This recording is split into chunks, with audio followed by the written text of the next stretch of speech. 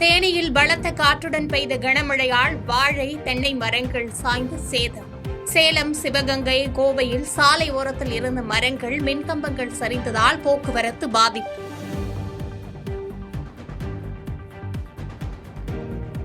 தமிழகத்தின் ஒரு சில இடங்களில் ஒரு வாரத்திற்கு கனமழை.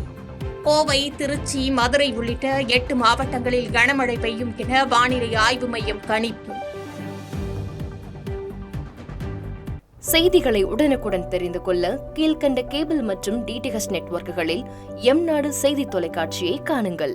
பாதகம் செய்பவரை கண்டால் நாம் பயம் கொள்ளலாகாது பாப்பா. மோதி மிதித்துவிடு பாப்பா, அவர் முகத்தில் உமிழ்ந்துவிடு பாப்பா. அண்மை செய்திகளை உடனுக்குடன் தெரிந்து கொள்ள இணைந்திருங்கள் எம்நாடு தொலைக்காட்சியுடன்.